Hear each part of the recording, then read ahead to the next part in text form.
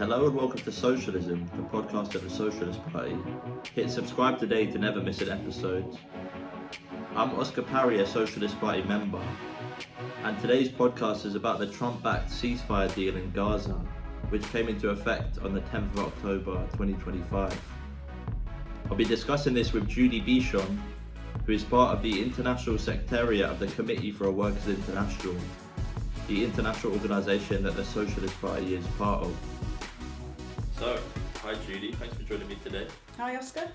So my first question is, why after 2 years of genocidal slaughter has Netanyahu now agreed to Trump's ceasefire plan for Gaza? And could you outline some of the main points in the deal? Right, well, first of all, yes, after 2 years of absolutely terrible bloodshed, during which, let's not forget, Netanyahu, the Prime Minister of Israel, broke a previous ceasefire and he obstructed other ceasefires during those 2 years. So it's clear that at this stage, Trump has applied pressure on Netanyahu to agree to this plan as far as it's got so far. And I think, first of all, it's because, well, the overriding reason really is because Trump's administration in the US and the other Western capitalist powers as well, were finding the Israeli regime's war on Gaza as less and less tolerable. The Israeli regime is their ally, of course, but they were coming under more and more pressure from below, from their own populations in their home countries. And also they were coming under more and more pressure from the Arab states and also the Turkish regime as well for an end to the war on Gaza. Because, of course, those leaders in those countries were facing the same problem, pressure from below. Then there's other, well, before I move on, this issue of pressure from below, by the way, is particularly marked in the US itself in terms of attitudes, because when you look at the shift that has been in the polls, there was a UCAB poll which found that 43% of Americans now believe that Israel has committed genocide in Gaza. Another poll, this time a New York Times poll, reported that a majority of American voters now oppose sending additional economic and military aid to Israel. And the New York Times commented on that result that they said, I quote, is a stunning reversal in public opinion since the October the 7th attacks. In other words, since the Hamas-led attack into Israel 2 years ago. Now, those are very significant shifts in attitude which have been influencing the top politicians of the two main parties in America. And I think we can also say that a trigger for Trump moving for a ceasefire at this point in time was no doubt the attack that the Israeli military carried out on Qatar against on a Hamas office in September. That was a step too far for Trump, that missile attack. And I could raise other issues as well, like what about the sweeping strike action across Italy? That happened in the run-up and on the 3rd of October, where on the 3rd of October there were 2 million Italians on the streets as part of sweeping strike action against the war on Gaza. That was the entry of the organised working class onto the scene of the anti-war movement in that country, obviously, but on a global, having an impact globally as well, which governments everywhere have had plenty of reason to fear all along. I think those are some of the main reasons, but we could also add that Israel is clearly Trump's main allies. He's got allies across the Middle East in other states, but the US imperialism sees the state of Israel as obviously a key ally in the Middle East, and the Trump administration was seeing Israel the Israeli regime, the Netanyahu regime, as damaging its own interests in reality by continuing this war, and therefore have seen it in their mutual interests to bring that war to an end, to intervene with that purpose. So, these are, I think, perhaps some of the main reasons, but we can say for sure that no element of Trump's interventions has got the interests of the Palestinians themselves at heart, ordinary Palestinians at heart. Let's not forget that same Trump, only in February this year, had been proposing the expulsion of the entire population of Gaza out of the Strip in order to redevelop the Strip as a paradise, really, as a Riviera for the super rich. Now, look, going back to your question, you also asked what the main points of the deal are, and I'll just touch on that in brief. First of all, a ceasefire, which we've seen, although there have been killings by the Israeli forces since it was announced. A limited withdrawal of the Israeli troops from a part of the Gaza Strip, not all of it. The release of the 20 live Israeli hostages that were held in Gaza, and that's happened, you'll have seen. The release of the bodies of those who have died amongst those who were taken captive, the Israelis who were taken captive, which is in process. The release of around 2,000 Palestinian prisoners from Israeli jails. And then the subsequent plan is for Hamas to give up its leadership in the Gaza Strip, to give up its arms as well, and for a transitional government of technocrats to be imposed on the Gaza population with an outside a security force imposed from the outside on the Gazan population. Israeli military forces are to be allowed, as part of this plan, to remain in the perimeter of the Strip. In other words, maintaining control of the borders of the Strip, and that means the ability to conduct a continued blockade, to control all goods that are going in and out of the Strip, and the movement of people, of course, as well. Now, this plan, which is a very half-baked plan, I think we could say, at present, is clearly in the interest of US imperialism and the Israeli regime. And as I've already said, it's not in the interests of the Palestinian people. Whether it will hold or not, perhaps, is something I should just touch on before we move on. I think Trump definitely has the intention of trying to keep this process afloat, at least for his time in office, so he can claim credit for it. As you've probably seen, he wants the Nobel Peace Prize. But in reality, it could collapse at any time, and there could be a return to a full-blown war by the Israeli state. And under circumstances, that could be backed fully by the Trump administration as well. And, I think there are lots of stumbling blocks. Perhaps one of the biggest is their demand that Hamas should give up its arms, because Hamas is saying that that is absolutely out of the question. The negotiations that are taking place might find ways around that, but that could lead to a long-term ceasefire, or even a more decisive end to this particular war, an end to this round of bloodshed. Or, of course, it might not happen in that way, as I've said. And I'll just add, before I finish on this question, that, of course, we don't have to support this deal in any way, and we don't, in order to, at the same time, recognise the huge relief that is sweeping the Palestinian territories, particularly, obviously, in Gaza, at the fact that there's a chance, to breathe again, to try to regain the basics of survival, and for Palestinians to move back into places where they've been displaced from. And of course, there's relief amongst the families of the Palestinian prisoners that are being returned after very long periods in prison, in some cases in Israel, in terrible conditions. and the relief of those Israeli hostage families at the return of their loved ones as well. But let's not forget that Gaza is mainly rubble. The strip the infrastructure has been largely destroyed. It is not able to support life in reality at the moment. So the struggle has to go on.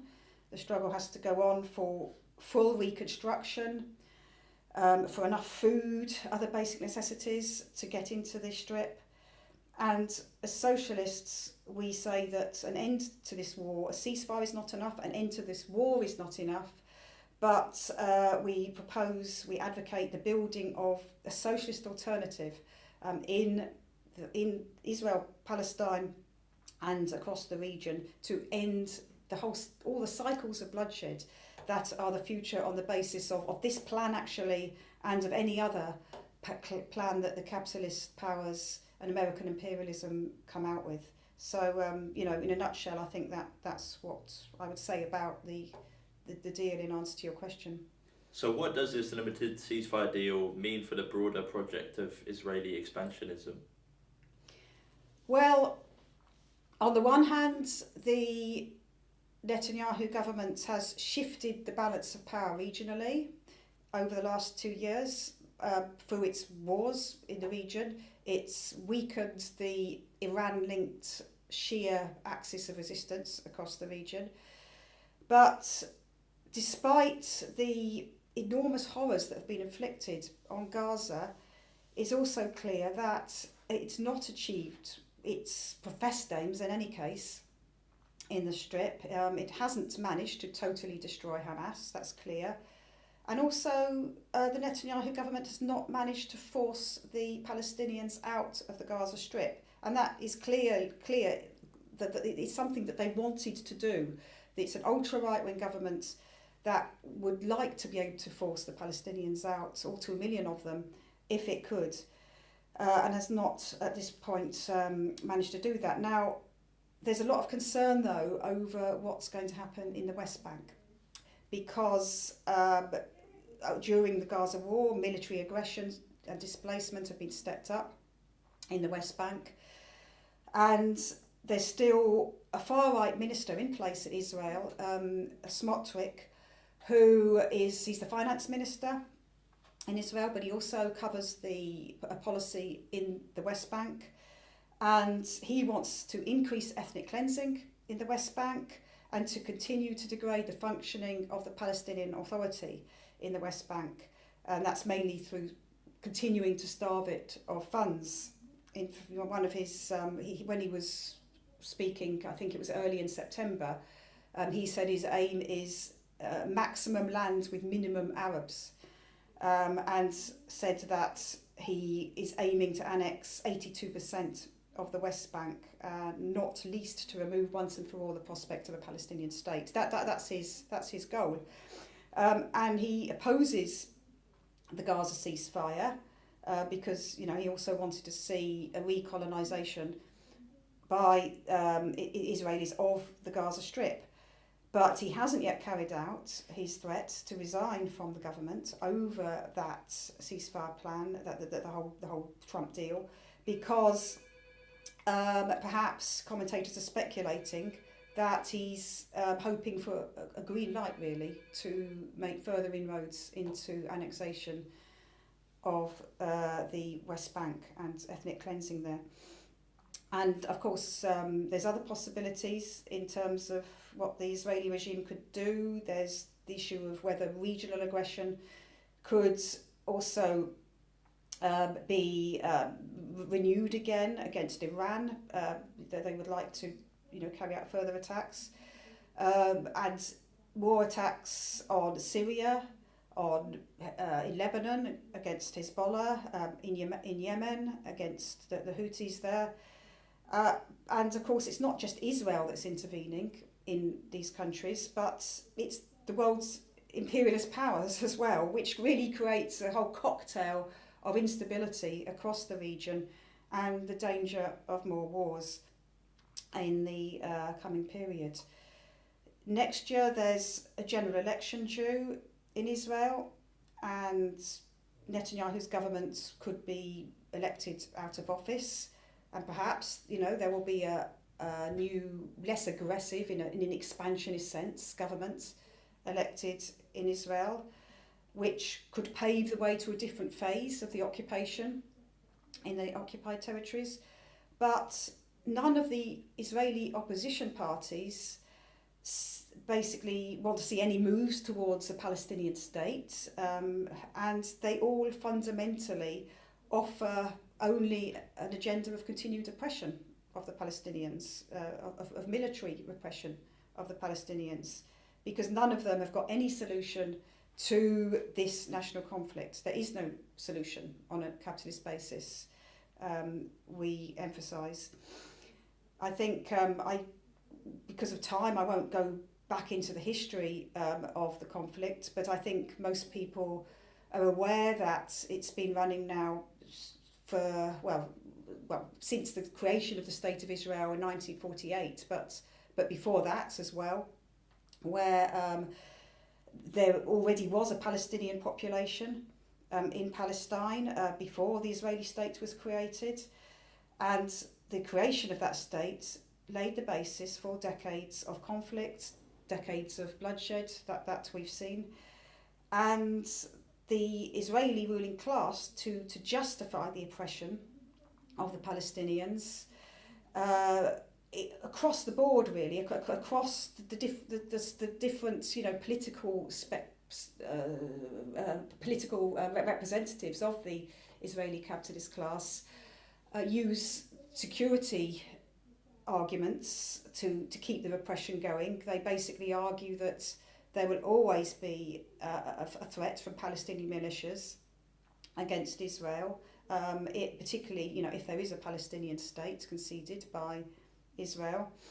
And another argument that's used by a part of the Israeli establishment, particularly those who are in the leadership of the settlement movement, is that the ideological biblical arguments that Israel's got a historic right to have the West Bank as Israeli, which they call Judea and Samaria, the biblical names for the West Bank, as far as they're concerned. So, how far the Israeli regime can actually go in repressing the Palestinians at any one point, it's always on their agenda, as I've just touched on. But how far they can actually go with it isn't divorced from the struggles of the Palestinians at any one point in time, but also the mood, which we'll come on to. I think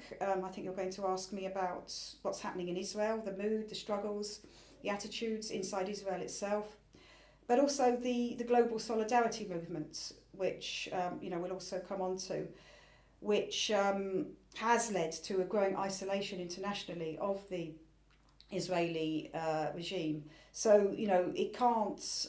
What the Israeli government wants to do and what it can do, isn't divorced from all of those pressures. In fact. So you've anticipated my question there. What is the political situation in Israel following the ceasefire deal and 2 years of war? Well, I think this is a situation that is clearly still playing out. How it's going to impact in Israel and elsewhere, of course. I mean, first of all, there's definitely a big wave of relief inside Israel, both in ruling class circles, but also in the population. I should say in a majority of the population. There's a minority that does, that subscribes, or leans towards the more far right view of opposing the ceasefire. But as far as the ruling class goes, during the whole war, there's been turmoil, really, in Israel, in establishment circles. There's been former Israeli generals, current Israeli generals, security chiefs, intelligence officers, and others who have heavily criticised Netanyahu's policies in this war, condemned them. The chief of the military, who Netanyahu only appointed in March this year, and he appointed him to try to have somebody in charge of the military who would be more obedient to the government's line. But that's the General Zamir, and he has come out in the last phase of the fighting, when they moved to invade Gaza City some weeks ago. He came out in opposition to that plan publicly, and arguing that the Israeli soldiers were too exhausted to pursue that new invasion. He criticised the lack, and many top figures have done this throughout the war, criticised the lack of a plan for after the war. What's going to happen in terms of control of Gaza after the war has ended. And right through the war, again, top figures have raised about the danger that the assaults on Gaza have been putting the hostages in. And of course that's no longer an issue now that hostages are out, but that has been a very big issue in Israel during the last 2 years. And I want to stress that the likes of Zamir do not advocate an end to brutality on the Palestinians at all, and they don't advocate an end to regional aggression either, although they've got there's some that they support more than others. But rather they are interested in trying to mitigate what they see as a disastrous direction, in fact, of this ultra-right government, in the way that it's taking Israeli capitalism, in the way that they see it as damaging cohesion, stability inside Israel, but also in the way that damaging the way that Israel is seen on an international basis. There's other things they're concerned about as well. They're concerned about the erosion in the rate, the willingness to serve in the military forces in Israel. When the units call up reservists, there's fewer who are actually turning up in those enlistments than there were at the start of the war. And I haven't mentioned the impact of the war on the Israeli economy, which is, it is having an impact. There's no question about that, both in terms of the domestic disruption that the war causes, but also the fact that, I've mentioned, Israel standing in the world, and there is, a reduction in investment as well going into Israel because of the war. So a lot of the capitalists in Israel, the top business figures, are happy about Trump's intervention, that's clear. And a lot of the Israeli population also is, because they desperately wanted the hostages to be released, and they want also an end to the war disruption and an end to austerity attacks on public sector wages, on services and so on, that have been blamed by the government on the war economy. For Netanyahu himself, I think we could say that the end of the war would mean a more precarious situation, because he's on the one hand he's milking the support that Trump's showing to him at the moment. You probably saw Trump praising him in the Israeli parliament, the Knesset, a couple of days ago, and he's obviously trying to maximise the advantage he can get out of that. But at the same time, his government could collapse if on the basis of opposition to the ceasefire and the coming process that Trump's going to try and push on, with the continuation of a process potentially towards the end of the war. But I think a key question for us as socialists is, what are the prospects for workers in Israel moving more into collision with the capitalist bosses in Israel on workplace issues, on social issues, but of course also against the occupation? Palestinian territories. And, I can't elaborate much on this in the time we have, but many left organisations internationally dismiss any prospect of that happening. That's clear. They tend to, look at the support that was given by the Israeli working class to the war on Gaza and view Israeli workers as going to be putting Jewish nationalism always before any solidarity with the Palestinians' plight. But I think it's necessary for us to look at how that situation can change, because the force that is going to have to organise to challenge the Israeli ruling class is the force that ruling class relies on as its main base, in fact, for its profit making, for its capital accumulation, and that is the Israeli Jewish working class. So yes, most of that working class supported the war on Gaza, but that is in a situation where no mainstream party in Israel was proposing any alternative to brutal repression of the Palestinians, particularly following the Hamas-led attack on Israel 2 years ago. And we can see that during the war, the 2 years of war, opinion has shifted quite substantially. I mentioned earlier how it's shifted in the US, but it's also shifted in Israel. The majority of the population has become less and less tolerant of the war. And I think that it's very significant that there have been very large protests in Israel during the war against the government. The Netanyahu government is unpopular, very unpopular, and for a ceasefire in order to get the hostages out, and in particular. And those mobilisations included a short general strike as well last September. Now, the leaders of those protests have worked very hard to keep them on nationalist lines, and they've also tried very hard to stop them from being any threat to capitalist interests in Israel.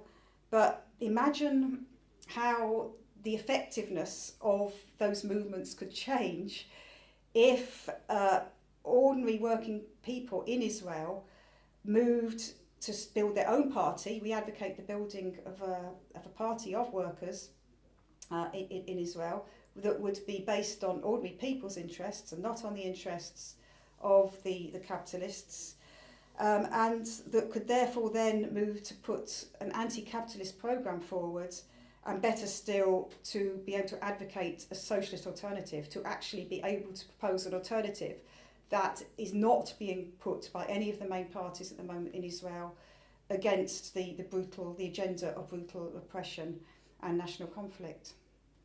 So how has the slaughter in Gaza impacted the surrounding Arab regimes and their relationship with Israel? Well, I've already referred to the pressure that those Arab regimes are under from below, from their populations, and that has definitely impacted on their relationship with Israel. They've had to distance themselves from the slaughter in Gaza, and that's meant that the normalisation deals that 6 of them have got with the Israeli regime have come under big strain, during this war. And the Israeli bombing of the Hamas office in Qatar in September sent shockwaves across the Arab elites, in fact, because they were wondering whether they could rely on the US for protection against attacks from Israel, from the Israeli military, but also whether they could rely on the US imperialism against attacks from Iran as well. And we saw that Trump felt compelled to quickly move to reassure them. And I mean, you've probably seen that he and his family have got multi-billion-dollar interests in the Arab states, as well as very lucrative deals for US big business. as a whole. And Trump does not want for those regimes to be pushed more into the orbit of having more relations with Iran, and be more under the influence of China as well, which, China, it has been trying to encourage, in fact, a rapprochement between the Arab states and other countries of the region with Iran. And this is happening. There are relations, improved relations with Iran by the Arab elites because of this latest questioning of how much protection they're going to get from the US is a factor in that. But fundamentally, it's due to the relative weakening of US imperialism globally as against, the rise of China. And the fact that China has got increased trade and investments in the region. I mean, for instance, Saudi Arabia now has more trade with China than it has with the US. Yet at the same time, having said that, the Arab elites are really flailing around geopolitically, totally squeezed between the anger from below against Israel in their populations and their need, I should say, to try to maintain good relations with the US because, I've mentioned, that they want security backup from the US, but, they also, despite increased trade with China, they also need to continue trade with the US and mutual investments. And then there's the question of US aid as well. Take Egypt and Jordan in particular. They get massive amounts of aid from the US and they don't want that jeopardised. So, they're really trying to manoeuvre and balance between different interests. Now these, of course, I'll just say before we move on that of course the Arab regimes are extremely autocratic, repressive, corrupt regimes, that they're rotten to the core, and their support for the Palestinians is actually just posturing. It is because of the pressure from below. They fear a repeat of the uprisings that took place in 2011, which was dubbed the Arab Spring, when there was a wave of uprisings across the region and the overthrow of the presidents in Tunisia and in Egypt. And massive turnovers, although capitalism remains. Capitalism wasn't overthrown, but they really fear what could happen. That happening again. Not just revolutions, but revolutions that could sweep away capitalism entirely. And so, in reality, those Arab leaders have got more in common with the Israeli Jewish ruling class than they have with the Palestinian masses or with the masses in their own countries. So what effect has the war had on consciousness worldwide? Well, I'd say it's had a massive impact on consciousness across the world. There's been really, mass outrage really against the genocidal bombardment of the Palestinians in Gaza. We've seen, very big demonstrations in some countries, huge demonstrations in London, biggest in Europe, but, very big demonstrations in various other parts of the world, particularly in Muslim countries like Indonesia, for instance. Repeated demonstrations during the course of the two years of war in most countries that have been able to, obviously demonstrations have been banned in some countries of the Middle East, for instance, so it's not been that easy, but where demonstrations have taken place, they've often been on a sustained, repeated basis. I've already mentioned the tremendous strike movements in Italy at the start of this month, and they were particularly giving support in the strike movement that took place on the 3rd of October it was, to the flotilla of 40 odd boats that was taking aid to Gaza. That was the global Simud flotilla. And there was also recently a very successful student strike across Spain, where I think it was something like 40 Spanish cities had students blocking schools and basically going on a mass student strike. But there's been many, I mean, far too many anti-war actions to mention across the world, in the field of sport, in the field of culture, in the field of education. I mean, I can't, I could give you a massive load of examples, but I'll just name one. In Hollywood, 4,500 actors, filmmakers and others pledged not to screen films appear at or otherwise work with Israeli film institutions that are implicated in genocide and apartheid against the Palestinian people. That's the way they put it. But there's so many examples, and overall, all of these actions and these movements have at least pushed governments to take symbolic measures against the war, against sending arms to Israel in some cases. They've forced governments to turn to the international courts to take some measures against Israeli leaders that are pursuing the war. Then there's been a whole flow of recognitions of a Palestinian state, which again is symbolic, because of course that's not going to achieve a Palestinian state, just to formally recognise it.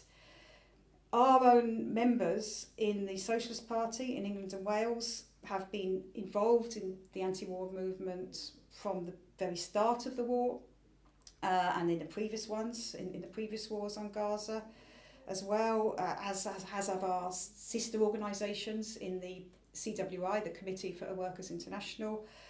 We've participated in all the main protests, the demonstrations. We've moved resolutions in trade unions, pushing for more trade unionist involvement in the movements, in terms of on the demonstrations, but also in discussing what action workers can take as workers against the war, and in implementing workers' sanctions that are much more reliable in terms of effectiveness than these token symbolic measures that capitalist governments have been taking.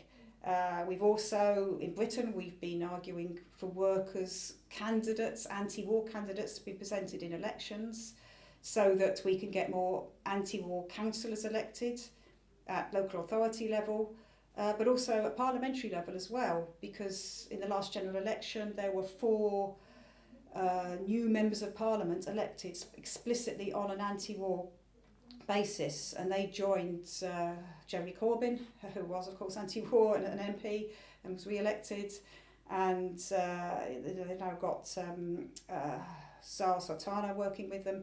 So that anti-war body in Parliament also needs to be added to. We've opposed the state repression in the anti-war movements. We've put forward arguments to challenge the false accusations of anti-Semitism that have been used quite heavily against anti-war protesters in many countries.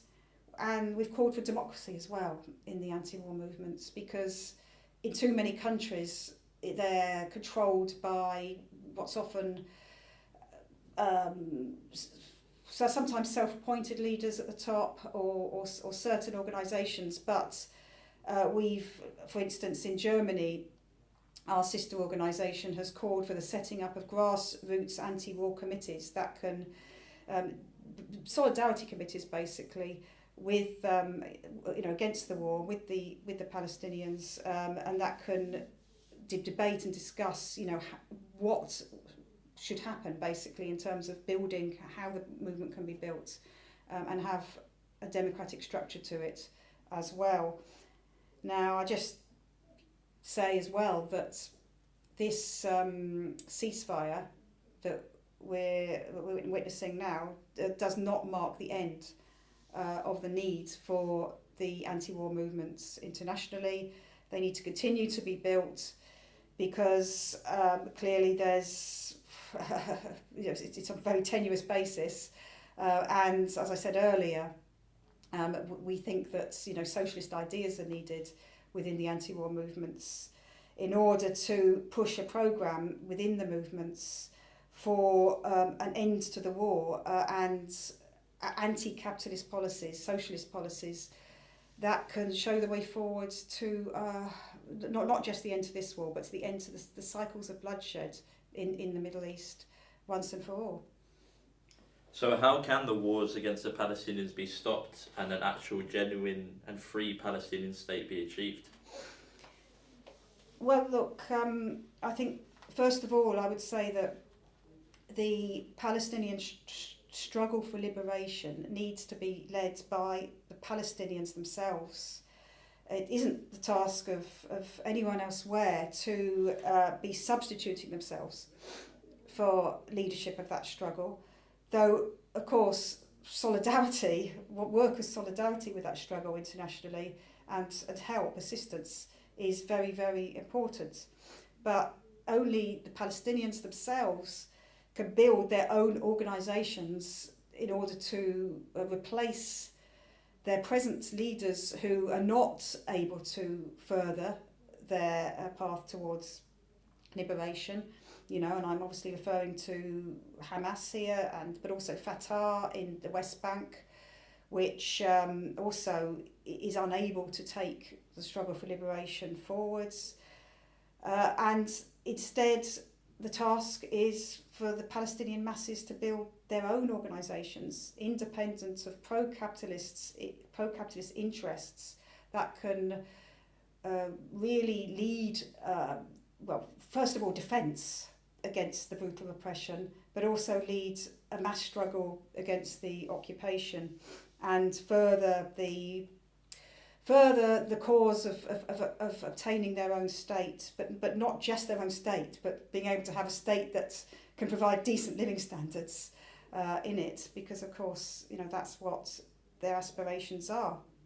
Now, in practice, what does that mean? It means the formation of workers and grassroots community committees that can, as I said, organise defence, offence, with the right to arms. We stress that as part of that, and that can democratically discuss and debate what action needs to be taken, and can elect representatives to bodies at a higher level. In other words, a full democratic structure for the movement, and to democratically discuss the political programme of the movement, which, as socialists, of course, we advocate needs to be a socialist programme that will put an alternative to this capitalist system that can only offer a future of bloodshed, basically, further cycles, more occupation, more repression, the cycles of bloodshed. Now, clearly, the Palestinians need to, develop their own organisations, irrespective of what happens in Israel. We certainly don't suggest that they should wait for the Israeli working class to be challenging the Israeli ruling class. Those defensive and offensive struggles by the Palestinians are needed at the moment. That's absolutely clear. But we would advocate at the same time that the approach that's taken by the Palestinian struggle should be to differentiate between the classes in Israeli society, between the Israeli ruling class and the Israeli working class, in order to try to help increase that divide, basically, in Israel, to expose it, to increase it, to try to help the process of a section of Israeli workers breaking from the interests of the Israeli ruling class. And one of the things that means is that the movements of the Palestinians and of the Arab masses elsewhere in the Middle East it's better if they reject a path of attacks on civilians. We would argue this was anywhere really, that it's counterproductive to attack civilians in the way that Hamas has attacked Israeli workers, because you can see what's happened in Israel as a result of that Hamas-led attack 2 years ago.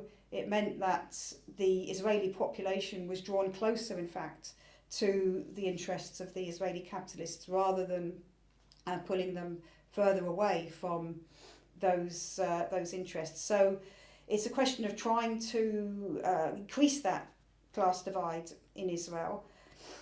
And I touched a little bit earlier on this issue of the movements in Israel and the consciousness in Israel. And I think that when you look back over previous periods in Israeli society, there for quite a long time, 2/3 of the Israeli working class and middle class, about 2/3 of the Israeli population was consistently supporting the idea of a Palestinian state. Now today, because of the increase in distrust, the ratcheting up of the national conflict that we've seen, that figure has changed. Only a minority in polls now in Israel are supporting the idea of a Palestinian state. But that's because they fear that that state would be led by the likes of Hamas, which obviously they see as a threat. There was an interesting comment by a pollster, this was in the Sunday Times recently, and he commented on the fact that only a minority of Israelis are supporting the idea of a Palestinian state, and he said, but asked them about a two-state solution as part of a regional security framework presented by Trump, and approval ratings for the idea double. Now, they will come to realise that there's absolutely no use having any illusions in what Trump can deliver, but that's because there's no genuine solution to the conflict on offer by the likes of Trump.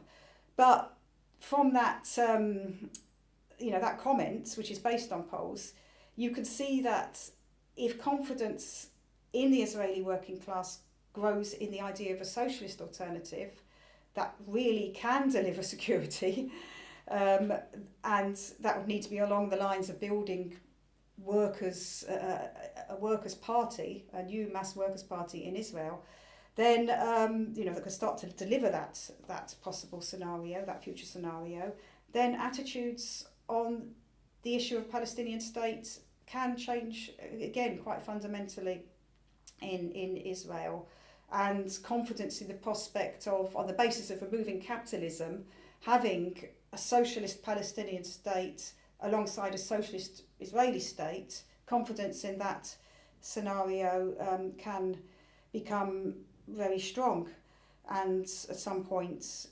decisive. And I think really that, obviously the world is very, very interlinked, and that moves in a socialist direction, starting anywhere in the Middle East, in fact, would have a very fast effect on everywhere in the region, because when you look at the conditions of discontent, of poverty and so on across the region, you could see how quickly the idea of an alternative to society being a reality, how quickly those ideas would take on and would spread. And indeed, in 2011, I've already mentioned the Arab Spring, that revolution, which started in Tunisia, did spread like wildfire, in fact, really, across the region. And it had an echo in Israel as well. There was a mass movement in Israel that year, which basically drew some inspiration from what was happening in Egypt and elsewhere. So you could see how events in really not just the Middle East but in any country of the world will affect what seems like a very intractable situation at the moment in Israel-Palestine in particular. But the task ahead really is to build new workers' parties that can fully arm themselves with revolutionary socialist ideas, which would mean a different outcome in the next Arab Spring. If you've got revolutionary socialist parties that can actually remove capitalism instead of a different layer of capitalists taking control, as happened in those cases. So what's needed is not just a sweep of revolutions, but a sweep of revolutions that sweep away capitalism.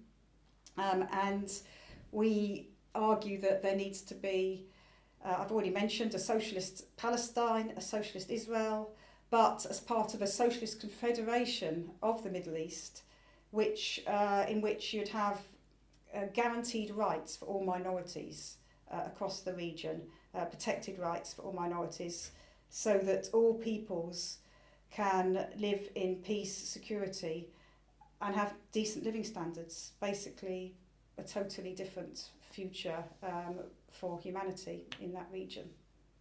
All right, great. Thanks for joining me, Judy. See you next time. Thank you.